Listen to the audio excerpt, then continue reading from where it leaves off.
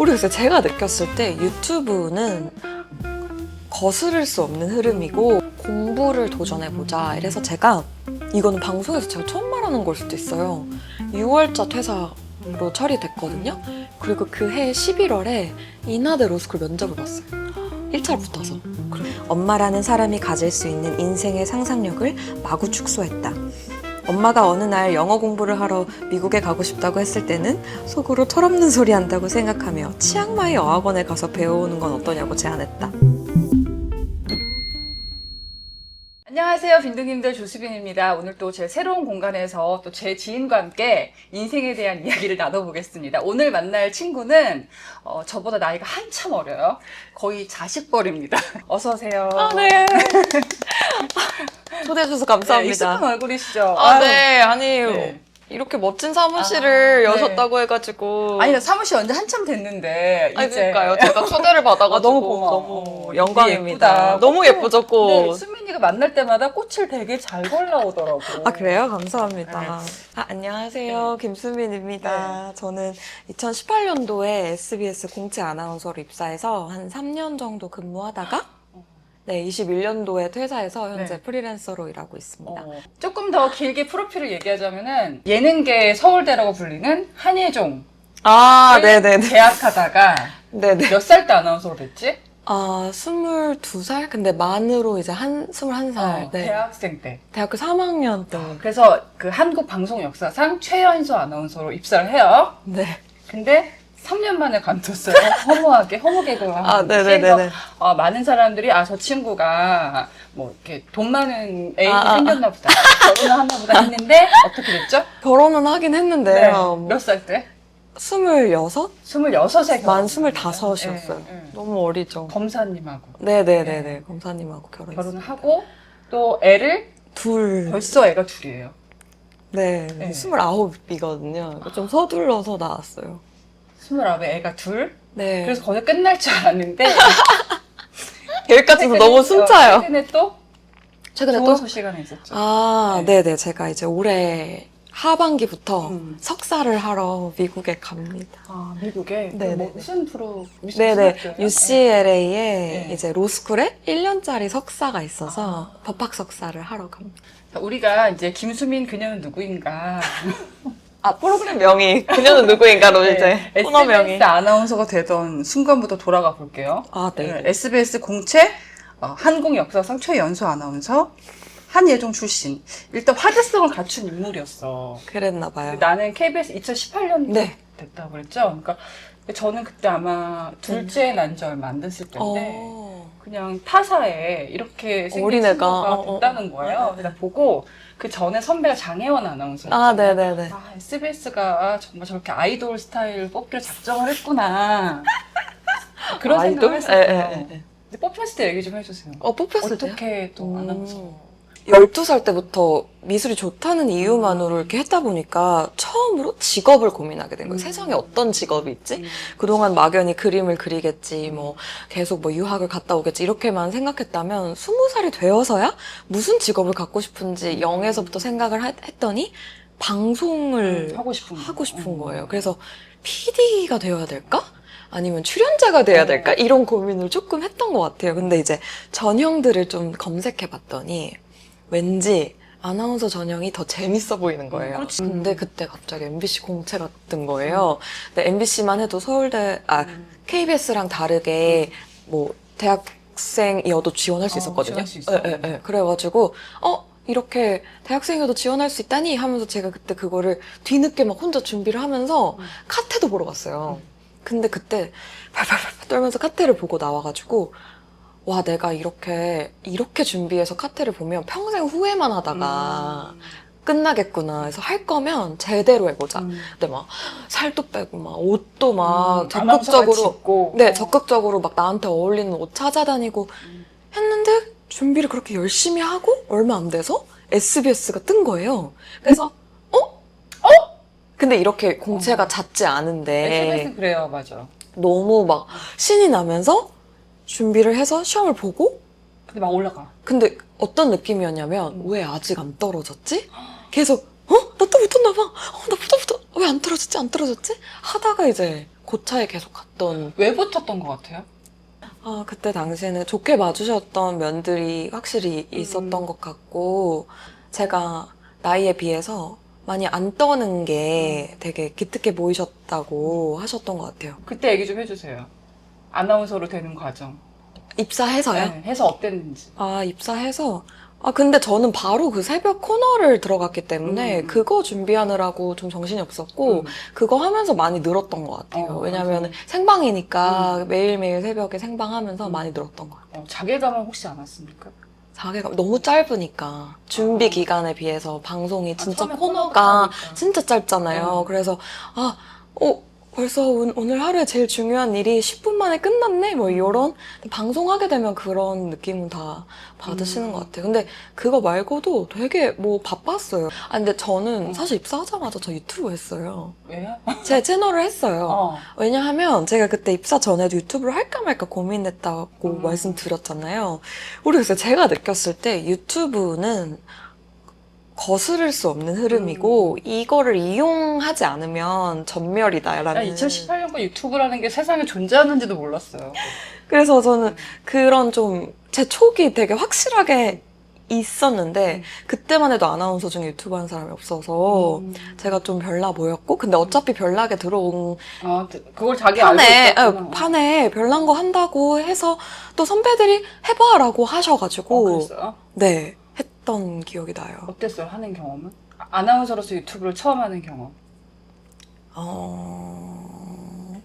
아나운서로서 한다는 생각 많이 안 했어요. 뭐야?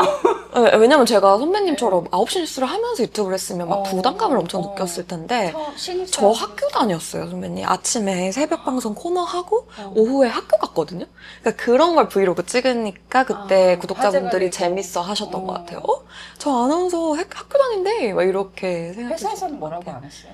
회사에서는 오히려 좀 약간 더 많이 마루타 너가 한번 해봐라. 그런 느낌이었던 것 같아요. 근데 제가 직접 만났어요. 어떻게 만났냐면 이 친구가 나중에 회사를 그만두고 저한테 이 책을 보내줬어요. 네. 도망치는 게 어때서? 네네네. 제 첫 책이어가지고. 퇴사하고 낸 에세이였죠. 네네. 내가 제목을 보고 그냥 낸 줄은 알았어요. 야, 요즘 친구들은 MZ세대들은 자기가 빨랑 그만둔 거조차도 이렇게 마케팅을 하는구나. 사실 얼굴만 알고 얼굴도 모를 수도 있고 네네네네. 그냥 이렇게 개인적인 연이 없었잖아요. 근데 네네. 어떻게 책을 보낼 생각한 것도 되게 MZ답다. 신기하게. 요즘엔 저런 애도 있구나. 그래서 대화의 물꼬를 트고자 이제 선배님 혹시 제가 책이 나왔는데 보내드려봐도 될까요? 네. 이렇게 했는데 선뜻 주소 알려주시면서 받아주셔가지고. 나도 책을 읽고 싶었는데 근데 되게 너무 신기했던 게 저는 책을 보내는 순간까지도 안 읽으실 거라 생각했어요. 왜 안 읽어? 아니 왜냐하면 너무 까마득 어린 후배가 썼는데 이거를 정성스럽게 시간 내어서 읽어주실까? 이 생각이 좀 있었어요. 그래서 그냥 받고 뭐 그냥 잊어버리시겠거니 이렇게 생각을 했는데 선배님이 막 정말 읽었다는 표현을 너무 해주셔서 이 책을 되게 잘 읽은 게 저 솔직히 저희 사무실에 책 많이 오지 않습니까? 저 다 읽습니다. 다 읽는데 많이 보내주세요. 주소 나갑니다. 근데 제가 읽기는 다 읽는데 인스타그램에 남기는 거는 뭔가 좋았기 때문에 올리는 거거든요. 근데 저는 이 책을 읽기 전까지는 요즘 애들은 어떻게 그만둔 것까지 저렇게 네. 뭘 했다고 자기가 3년이면 진짜 젖도 안 뗐는데 젖도 안 뗐대. 근데 내가 읽어보고 제가 나를 PD님이 어쩔 줄 몰라하는 것 같은데. 내가 나를 반성하면서 내가 후배들을 잘 이해를 못했다. 오히려 내가 옛날 사람이구나. 정말요? 되게 그런 걸 많이 느꼈고 나는 굉장히 별 고민을 안 하고 관둔 줄 알았어. 굉장히 그 과정의 얘기들이 있더라고. 그럼 그 얘기 해볼래요? 3년 만에 관뒀어요. 2019년에 KBS 그만뒀거든? 내가? 2019년에 그만뒀어, 내가. 네네네네. 근데 2018년 된 친구가 19년에 그만뒀으니까 나는 TV에서는 거의 못 봤고 왜 3년 만에 이렇게 빨리 그만뒀어요? 되게 좋잖아. SBS 월급도 많이 주고 건물도 너무 좋고 내가 알기로는 굉장히 아나운서실 분위기도 좋은 회사거든요. 근데 제가 나오기 전에 퇴사자가 되게 많았어요.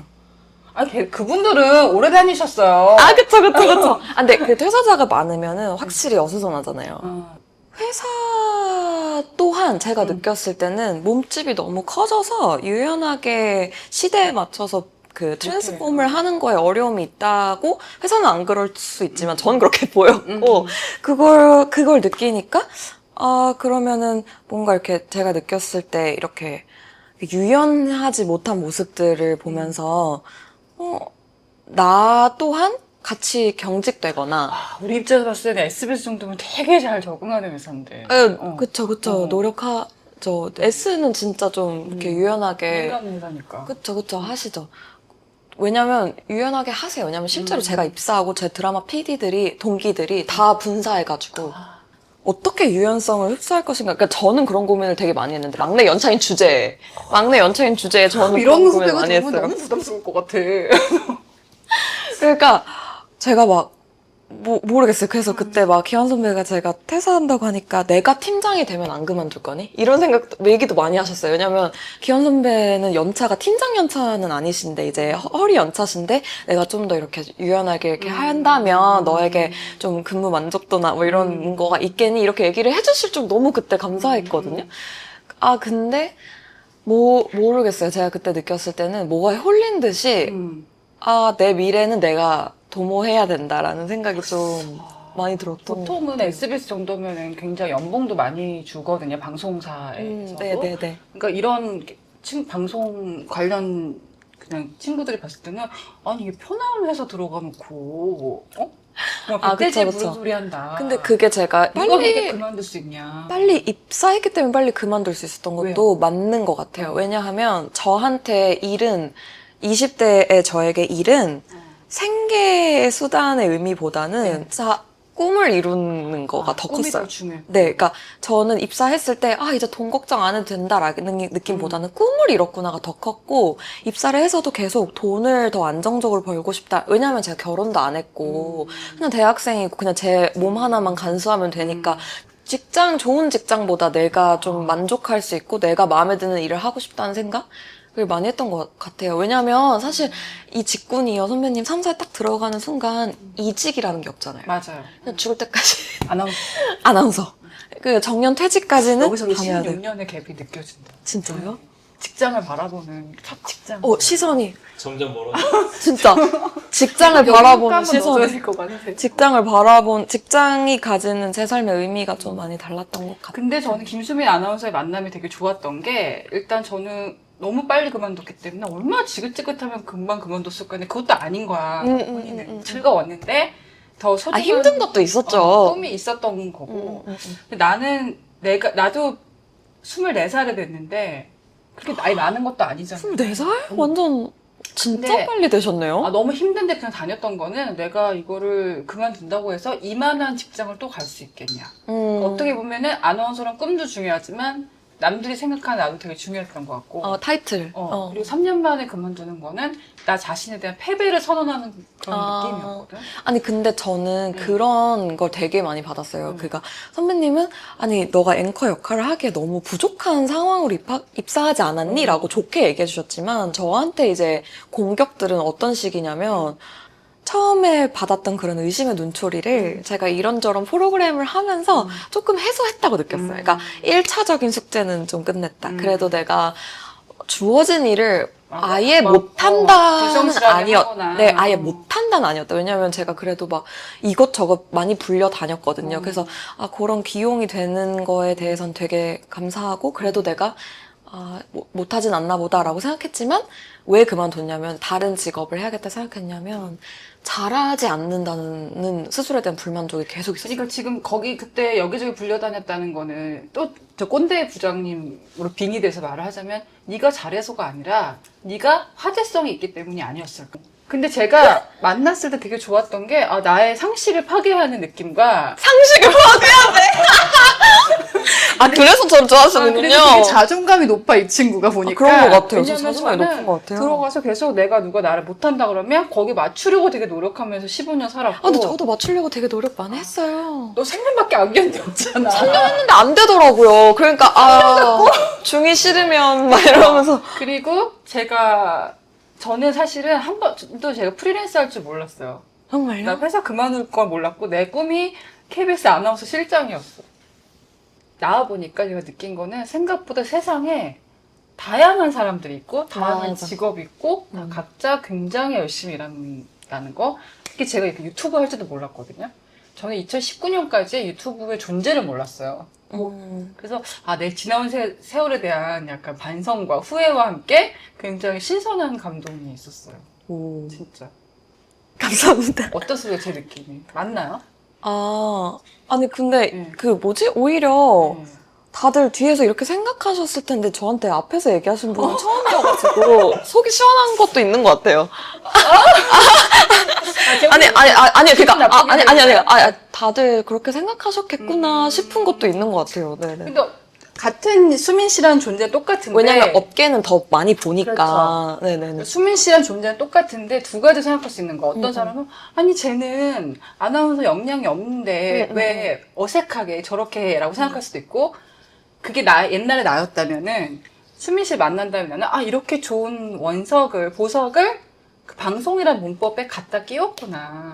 그래서 저 친구 되게 잘 그만뒀구나라는 생각이 들더라고요. 그런가요? 그리고 반면에 감사합니다. 그럼 나는 이 시절까지 하고 있는 게 한편으로 자긍심도 있지만 맞는 거였을까? 왜요? 다른 직업도 있지 않았을까 나도. 다른 직업? 그런 생각을 해봅니다. 근데 지금도 늦지 않은 것 같아요. 지금 나 늦지 않았니? 그럼요. 내가 뭘 할 수 있지? 뭐든 할 수 있죠, 선배님. 안 그래도 제가 그 얘기 하려고 그랬어요. 제가 UCLA 쓰면서 다른 학교도 준비했었는데 그게 딱 중견급 그 언론인한테 되게 좋은 포지션이어가지고 선배님 저는 왜 영어 하면 되죠. 영어 하면 되죠. 그 얘기는 저희가 또 사적. 네네네네. 나는 사실 그래서 이 친구는 뭐 장벽이 없어. 어, 뭔가 못한 거라는 생각 못해. 장벽이 없는 이유가 인터넷 덕분이거든요. 유튜브도 그렇고 핸드폰으로 찍었어도 유튜브 할 수 있잖아요. 생각 자체가 다르다. 아니 제 채널 제가 핸드폰으로 편집하거든요. 나도 주고 싶어. 지금 비는 안 된다고. 어. 근데 여튼 네. 그렇습니다. 그럼 결혼 소식이 빨랐어요. 네네. 퇴사하고 얼마 만에 결혼했죠? 1년? 아니다. 1년 3개월? 돈 많은 남자 잡았다는 소문이 나왔습니다. 진짜요? 그래서 그만둘 수 있었다. 아. 실체는 어땠습니까? 실제요? 그냥 평범한 저 같은 사람? 저랑 비슷해요. 어떻게 가정 환경도 저 고등학교 선배 언니가 소개해줘. 중매 아니고? 중매 아니고. 나 솔직히 아나운서 할 때 선 진짜 많이 들어왔거든? 아. 안 들어왔어요? 네. 너한테 문제가 있는 거야? 농담입니다. 저는 진짜 대한민국에 선은 다 들어왔던 것 같아. 근데 나도 이렇게 막상 결혼은 그렇게 막 무게감 있는 데서 들어온 선이 아니고 그냥 소개팅을 만난 남자랑 결혼하긴 했거든? 아무튼 아나운서는 선이 많이 들어와. 근데 저는 저랑 나이 차이가 5살 이상 나면 안 됐고. 나 10살 위랑 살아. 자동차가 있는 사람도 별로 안 좋아했어요. 왜 자동차는 있어야 되지 않아? 20대 때만 할 수 있는 연애를 해야 된다고 생각했어요. 그래서 저는 제 또래만 만났어요. 좀 풋풋한 거 하고 싶어가지고. 이상한 고집? 남편이 몇 살 차이죠? 5살. 남편이 그래도 검사 직장인일 때 만났고? 근데 남편도 저 처음 만났을 때 차 없었어요. 이제 막 돼가지고. 딱 턱걸이에 걸려있었어요. 그래서 제가 사실은 그 수민 씨랑 조수빈 큐레이션 영상 촬영을 어디서 하려고 했었냐면 검사 관사 있잖아, 지방 관사 네네네. 하려고 하다가 이제 나라의 반대에 부딪혀서 못 찍었는데 되게 관사가 우리 뉴스에서 보면 검사들 맨날 힘 세고 막 그런 거 위주로 많이 나오잖아. 근데 사실 지방 돌 때는 고생들 많이 하잖아. 그쵸. 공직이 다 고생하시는 직업이죠. 그러면 언뜻 생각했을 때 많은 분들이 생각하는 그 선입견 중에 하나가 아나운서 시집 잘 간다는 이미지가 있거든. 그럼 보통 아나운서랑 결혼해서 아나운서는 서울에서 좋은 집에 살고 애도 주말 있으니까. 부부 하면서 그런 데서 가서 또 살고 있어. 같이 살았어요. 여주에서 2년. 무슨 생각으로 힘들었을 것 같아. 아니 아기가 있으니까 남편이 애를 너무 좋아해서 같이 살아야 된다 이런 주의가 있었고 그리고 저는 제가 결혼 잘했다고 생각하긴 해요. 어떤 면에서요? 그냥 사람이 되게 좋은 사람이어가지고 같이 있으면 저도 좋은 사람이 된 것 같아요. 남편 얼굴 계속 가리고 나오던데 이유가 있어요? 남편이 너무 부끄럽대요. 부끄러운데 근데 나오고 싶대요. 뭐야 그러면? 그러니까 그게 어쩌라는 거야? 내적 관종인 거예요. 아이인데 관종인 거예요. 그래서 즐기고 있어요. 있더라고. 네, 즐기고 나 그래서 공무원이어서 공직 마인드. 근데 요즘 약간 옆모습까진 괜찮대요. 좀 마음을 열고 있어요. 공직자 사명감 때문에 얼굴 공개 안 하는 줄 알았는데. 아니. 그렇게 요즘은 또 방송 출연이 금지는 아니라고 하더라고요. 요새 검사들도 MZ는 다르군요. 제가 물어볼 게 너무너무 많은데 하나하나 좀 파헤쳐 보겠습니다. 빠르게 결혼을 결심했어요. 20몇 살에 결혼했죠? 만으로요? 25세. 다섯이요. 25세? 자, 지금 후회 안 합니까? 반반? 자, 지금 20대는 사실 요즘에 결혼도 안 하고. 근데 남편이랑 한 건 후회 안 해요. 아니, 무슨 말이야, 이게. 근데 빨리 한 게. 빨리 한 게? 네. 왜 이렇게 빨리 했어? 너무 좋아서 불타올랐나요? 그랬나 봐요. 그거 말고는 설명할 수가 없어. 연애 좀 더 해볼 수도 있잖아요. 그러니까요. 더 만나볼걸? 나도 지금 후회되는데. 더 만나볼걸. 그러면은 20대는 사실 결혼도 어렵고 출산은 더 어려운 세대거든요. 맞아요. 빠르게 결혼해본 입장에서 좋은 배우자는 이런 조건이어야 된다. 이렇게 만나야 된다. 근데 이거는 좀 약간 너무 신중해야 되는 문제인 것 같아요. 이제 결혼 생활이 이제 길어지고 이러니까. 그래서 더더욱 사람의 영혼을 보는 게 되게 중요해요. 어떻게 봐? 근데 보이죠, 선배님. 하나를 보면 열을 알죠. 진짜 저는 안 보았거든. 에이, 선배야. 다 알아서 잘하시면서. 예를 들어봐요. 예를 들어서요? 영혼을 어떻게 느껴? 이 남자 영혼을 느끼는 순간. 저는 일확천금을 줘도 우리 남편을 다시 못 만날 거라고 생각했던 게 사람이 나이를 먹을수록 못 가지게 되는 게 저는 순수함인 것 같거든요.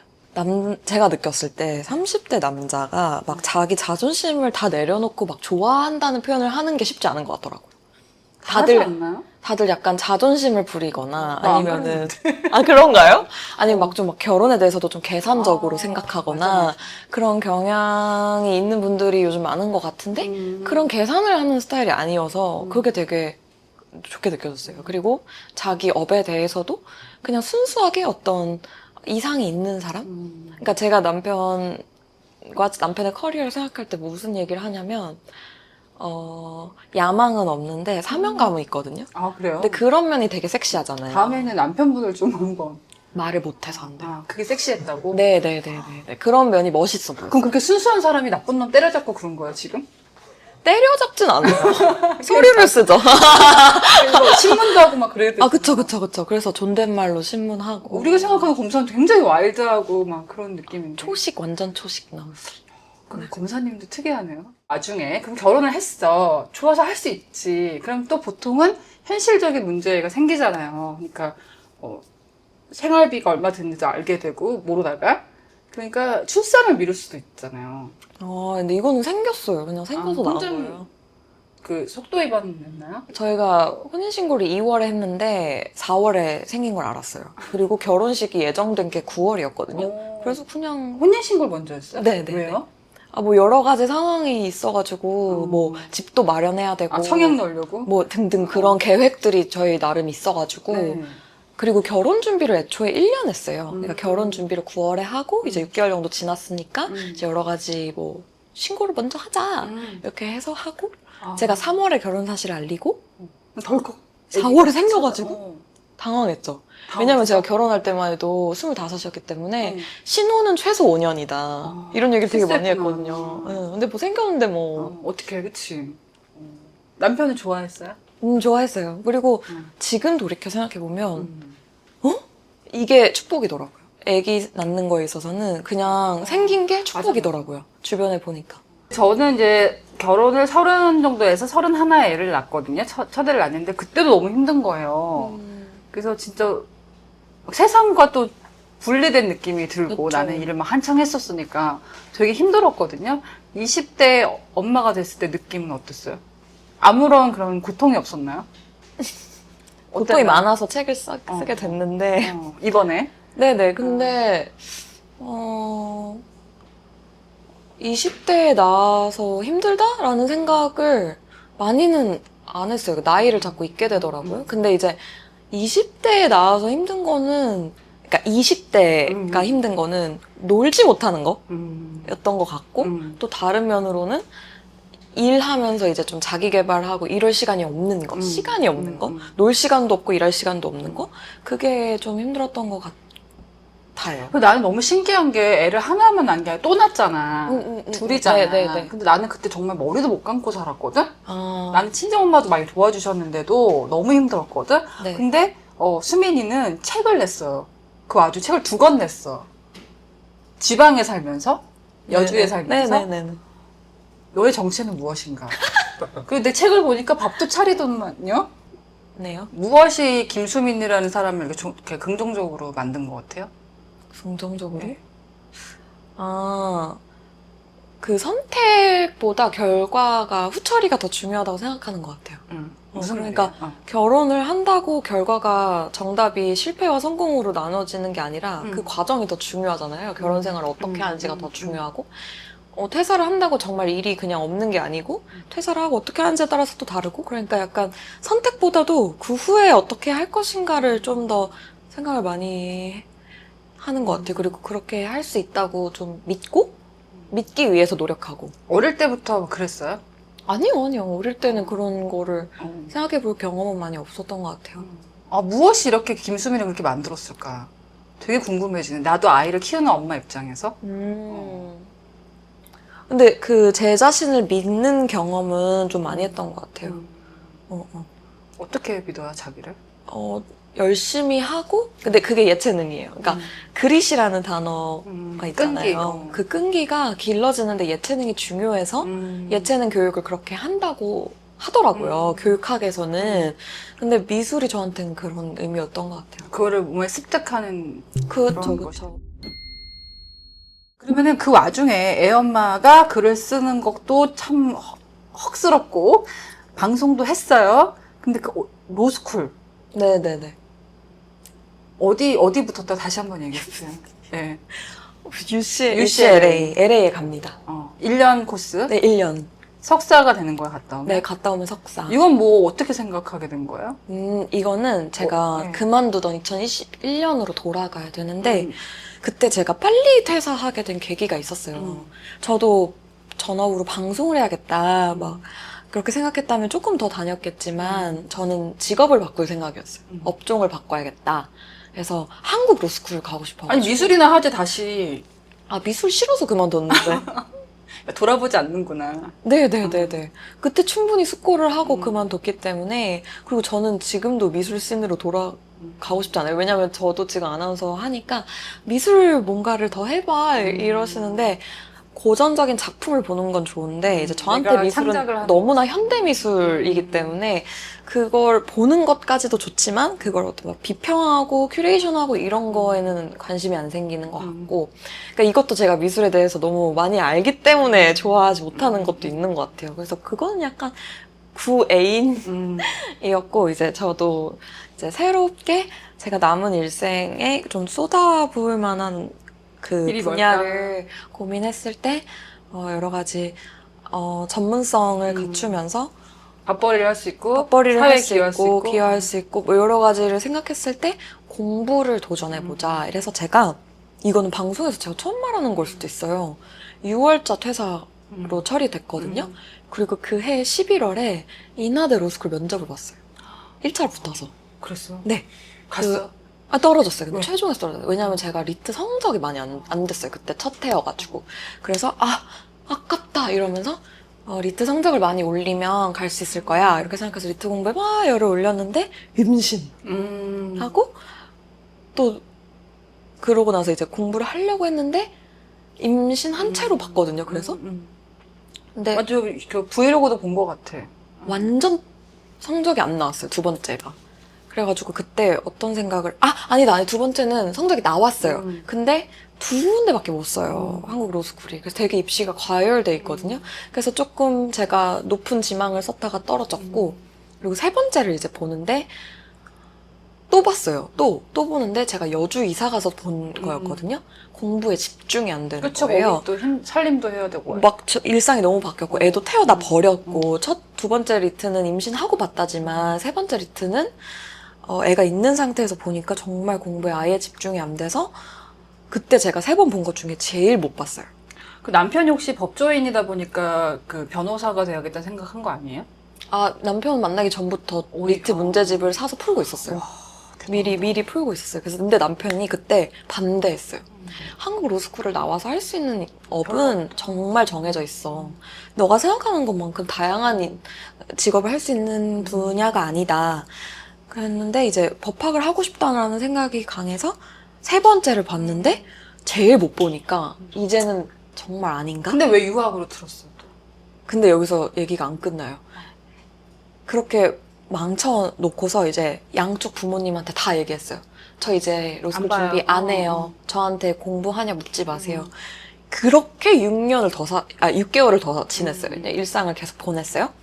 근데 그래서 제가 둘째 임신을 계획한 거예요. 계획한 거야, 둘째는? 네, 둘째는 계획한 거예요. 아, 애들이 너무 예쁘니까 첫애 키울 때 같이 키워야지. 그래서 대단하다. 30대 중반 전에 어느 정도 키워놔야지 이러면서 그래서 둘째 계획을 한 거예요. 너 로스쿨 안 갈 거니까.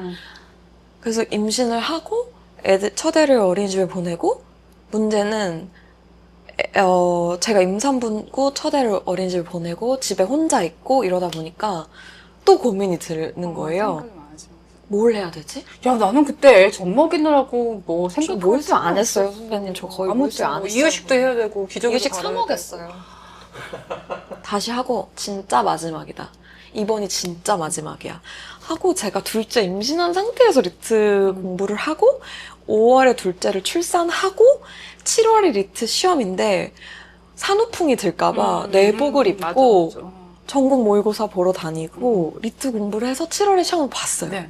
봐서 그래도 두 번째 리트 봤을 때 정도의 성적은 나왔어요. 근데 이제 뭐 결과적으로 또 떨어지고 근데 그때는 문제가 또 뭐였냐면 남편이 여주에서 다른 지역으로 그렇지. 발령이 나야 되는 검사들은 상황이니까 제가 막 원하는 데를 쓸 수가 없고 남편이 갈 수 있는 지역에 있는 학교를 써야 됐고 떨어질 생각은 선택지가- 아예 안 했구나, 그냥. 왜냐면 떨어질 가능성도 있지만 붙었을 때가 더 문제가 되는 아니, 거예요. 서로 떨어질 생각. 아, 부부가. 네, 부부가 떨어질 생각을 안 해요. 그렇구나. 아니, 기회는 이때 다 있는. 어쨌든 같이 쓴다 이래가지고 근데 떨어지고 그때 제가 유학 생각을 한 거예요. 아, 한국이 진짜 영영 아닌가 보다. 그때 딱 제가 건명원에서 만난 친구가 저처럼 똑같이 한국 로스쿨을 떨어지고 미국에 유학 가 있는 친구가 있어서 그 친구가 저한테 아, 친구가. 너도 해봐 하고 알려줘서 쓰게 됐어요. UCLA에서도 전액 장학금을 받았거든요. 전액은 아니고 80%. 아, 80%. 그 전액이지, 거의 뭐. 아무튼 80% 장학금. 네, 80%. UCLA에서는 김수민 씨를 뭘 좋게 봤대요? 저도 그게 의문인데 거기에 제가 지원서 쓸 때 전액 장학금 지원서를 따로 냈어요. 그 지원서를 따로 냈어요. 근데 그 지원서를 낸 사람 중에 6명 정도 파이널리스트를 준 면접을 봤어요. 그래서 제가 막 심지어는요 그 면접 전날에 우리 둘째가 장염으로 입원을 했어요, 선배님. 그래가지고 제가 눈곱도 못 떼고요, 씻지도 못하고요. 우리 남편은 첫째 케어하고 저는 둘째 케어하고 몸에 거기에 묶여가지고 유학 준비 거의 면접 준비 못하고 밤에 5시에 겨우 깨가지고 땡땡 부은 얼굴로 면접을 보는데 그냥 막 이렇게 얘기를 하면서 제가 진심을 좀 얘기 많이 했던 것 같아요. 내가 아까 전에도 얘기했지만 유학을 가려는 내 모습이 한편으로는 좀 이기적인가? 이런 고민이 드는데 내가 이렇게 스스로 좀 내 선택에 확신이 안 드는 이유는 사실 돈 문제인 것 같다. 애들 키우면 돈 문제, 그러니까 이 돈으로 애들을 키워야 되는데 내가 나의 돌직구를 날렸구나, 그냥. 내가 내 유학 준비를 하는 게 맞을까? 스스로 좀 이기적인 사람으로 느껴지고 엄마로서의 역할이 충분하지 않은 것 같고 뭐 이런 회의가 드는데 내가 합격하고도 내 길에 확신이 안 드는데 그건 돈 때문인 것 같아서 만약에 내가 장학금이 주어진다면 이 길에 내가 조금 더 열정과 확신을 가지고 할 수 있을 것 같다라고 답변을 했고 그걸 좀 좋게 봐주셨는지 결과가 준다는 것도 아니고 안 준다는 것도 아닌 메일이 온 거예요. 너 나랑 15분 면접을 더 하자. 조금 더 생각해보자. 아니 그래서 뭐지? 하고 15분 면접을 켰더니 면접관이 아니고 조교가 나타나서 미안하지만 너가 전액 장학금을 받지 못하게 됐어 그러더라고요. 그래서 이 얘기를 하려고 나랑 줌을 불렀는데 근데 면접관들이 널 너무 좋아해서 5만 불을 주기로 했어. 델롬 대리네, 델롬. 5만 불. 근데 그 5만 불도요. 그 새벽 그것도 2시였거든요. 500만 원? 새벽 2시였거든요. 듣는데 약간 5만 불? 뭐 500만 원? 아니겠지? 5천만 원? 막 이러면서 알겠어 이러고 그 저한테 이제 입학을 위한 준비할 서류들을 막 얘기해줘서 이러고 끊고 남편한테 5만 불을 준다는데? 남편이 너무 환율 계산기 네이버 환율 계산기 치고 이렇게 된 거예요. 그런 남편 얼마나 좋았을까? 그 돈 내가 내야 될 수도 있는데. 남편이 그제서야 활짝 웃더라고요. 좀 이렇게 마음의 고민은 좀 있었나요? 그럼요. 자, 이런 식으로 이제 되다 보면은, 많은 분들, 이렇게 질문이 몇 개 있었거든요. 지금 보면은, 결과적으로 결혼 빼고는 본인이 다 관뒀어요. 그쵸? 근데, 로스쿨도 본인이 선택해. SBS도 본인이 선택해. 방송조차도 선택하잖아, 본인을. 본인이 관두는데 자꾸 선택받는 비결이 뭐라고 생각합니까? 아니 근데 저는 그렇게 막 제가 선택받았다고 생각하진 않고 이거 너무 좋게 표현해 주신 것 같고 그냥 기특하게 여겨주신다고 생각해요. 그냥 뭔가 하는 거에 있어서 열심히 하니까 나를 기특하게 여겨주시기 때문에 봐주시는 거지 뭐 제가 어떤 뭐 비결이 있거나 뭐 뭘 잘하거나 이런 건 아닌 것 같아요. 되게 충격적이었던 게 수민 씨가 갖고 있는 그 모든 아이들이나 너무 좋은 환경이지만 그게 내가 어떤 나로서 사는 거를 방해하는 장애물로 작용하는 경우가 많거든요. 그럼요. 개인의 삶에서는. 그럼요. 근데 그렇게 한 번도 생각을 안 한 것 같아서 되게 신기하다. 아이들이요? 네. 물론 음. 아이라는 존재는 너무 사랑스럽지만 내가 나의 커리어를 쌓는 데는 근데 이게 힘들잖아요. 아까 그 여주 집을 불평하지 않는 거랑 비슷한 맥락인 것 같아요. 그냥 주어진 거를 열심히 하는 거죠. 왜냐면 바꿀 수 없으니까. 그리고 아이들이 예쁘기도 하잖아요. 질문 중에 이런 것도 있어서 너무나 많은 걸 했는데 시간 관리를 어떻게 하느냐, 잠을 1시간 자느냐. 근데 그 제가 워라밸이라는 거에 대해서 좀 생각을 해봤는데 밸런스가 중요하잖아요. 근데 제 생각에 밸런스는 기계적인 배분이 아니고 가족이랑 2시간, 일하는데 4시간 이런 시간을 단순히 배당하는 것이 아니고 밸런스는 제 코어 힘에서 오는 것 같아요. 필라테스 할 때만 코어 얘기를 들었는데. 저도 최근에 생각한 거예요, 제가. 밸런스를 잘 잡으려면 내가 중심에 힘이 되게 많아야겠구나 해서 저도 그냥 뭔가 시간을 막 계산해서 이렇게 막 탁탁탁 쓰진 않고요. 뭔가에 몰두할 때는 거기에 좀 이렇게 전력을 다하는 편인 것 같고 잠을 줄여서라도 그리고 또 일상에서 해야 되는 거 있으면은 뭐 또 이렇게 자잘자잘하고. 근데 보통 많은 사람들은 누가 뭐라고 하면 마음이 많이 약해지고 포기하게 되는데 수민 씨 얘기를 듣다 보면 늘 중심이 코어가 분명해 보이거든요. 자신의 어떤 성장 환경 중에서 어떤 것이 나의 이런 성향을 만든 것 같아요? 책이 저한테 되게 많이 도움이 됐어요. 책, 읽으면서 제 생각도 정리되고 책에는 어쨌든 좋은 말들이 수민 씨가 많으니까. 글이요, 저도 크게 기대하지 않고 첫 책을 봤었는데 굉장히 문장력이 좋고 감사합니다. 책을 많이 읽었다는 느낌이 들더라고요. 네, 책을 많이 읽는 편인 것 같아요. 이번 책도 이 고독은 축복이 될 수 있을까라는 책도 단순히 뭐 육아하고 힘들어서 한탄하는 책이 아니고 굉장히 되게 철학적이었어, 책이. 이때 제일 많이 생각하고 지금도 많이 생각하는 게 생명력을 어떻게 유지하면서 살까? 좀 생명력 있게 살고 싶다? 그러니까 뭔가를 할 수 있는 에너지도 그냥 활기가 아니라 좀 중심. 그쵸. 그러니까 어디서든 살 수 있다는 어떤 그럼 이 부분을 읽어보겠습니다. 건명원 다녔던 부분을 읽어볼게요. 194쪽이고요. 엄마란 어쩜 노인처럼 사회에서 소외된 이들을 지칭하는 단어가 된 건 아닐까? 내 이름 옆에 엄마라는 꼬리표는 그렇게 불쑥 알 수 없는 때에 나의 자격지심으로 발동했다. 새로운 도전을 앞둔 때에도 나는 이제 대박 성공 신화의 주인공이 될 가능성보다 끈기 아이콘이 될 확률이 높다고 생각했고 누군가 내 외모를 칭찬하면 나도 모르게 아이 낳은 사람 같지 않죠? 하며 엄마임을 부정했다. 실제로 나는 내가 아이를 낳았다는 이유만으로 내가 다니게 된 건명원이 청년 인재를 양성하는 기관이라기보다 평생교육원이 된 것 같다는 자격지심을 느꼈다. 아이 엄마도 다니는 곳이니까. 뭐 좀 더 읽을까요? 20대만 선발해 무상으로 수업과 책을 전폭 지원하는 건명원에 입학할 당시 나만이 유일한 기혼의 유자녀인 사람이었다. 그 점이 부끄럽진 않았으나 누군가에게는 내가 경력 단절을 염려하며 평생 교육을 쫓아 여기까지 온 이로 보였을지도 모른다고 생각했다. 다른 이들은 취업 준비 중에 경험 쌓기 혹은 다음 스텝을 위한 배움의 기회를 얻기 등 꽤 분명한 사회적 목적과 동기부여를 가지고 온 듯했는데 나만 사회적 목적 없이 개인적인 이유로 자아실현 같은 걸 하려고 온 사람처럼 느껴졌다. 네. 가만 보니 나도 나의 엄마를 그렇게 무시했다. 엄마가 50이 넘어서 석사를 하고 박사를 한다고 했을 때 나는 엄마의 대학을 평생교육원처럼 생각했다. 서울 사대문 안에 있는 대학이었는데도 그냥 엄마가 다닌다는 이유로 대단해 보이지 않았다. 엄마는 정정당당하게 입학시험을 보고 자기소개서를 썼으며 논문을 썼는데도 나는 엄마의 성취를 평생교육의 일환처럼 작게 생각했다. 엄마의 열정을 나이 먹고 자식 다 길러도 끝나지 않는 꿈 같은 걸로 치환해서 교수님이 노인에 대한 사회적 인식의 편협함을 지적한 바와 같이 엄마라는 사람이 가질 수 있는 인생의 상상력을 마구 축소했다. 엄마가 어느 날 영어 공부를 하러 미국에 가고 싶다고 했을 때는 속으로 철없는 소리 한다고 생각하며 치앙마이 어학원에 가서 배워오는 건 어떠냐고 제안했다. 엄마가 웃으며 언어가 아니라 문화도 배워야 하는데 본토에 가야지 언젠가 라고 대답했을 때에도 그 언젠가가 내가 아이들을 다 키우고 나서이길, 손주는 키워주고 가길 바랬다. 어느 날 나의 친구는 내가 미국 로스쿨을 가게 되었다는 것과 친정 엄마가 박사 과정을 시작하면서 나와 다투게 되었다는 이야기를 동시에 듣더니 웃으며 이야기했다. 네가 엄마를 닮았구나. 이 말이 뭐라고. 나는 집에 돌아와 머리 말리던 수건에 얼굴을 파묻고 한참을 울었다.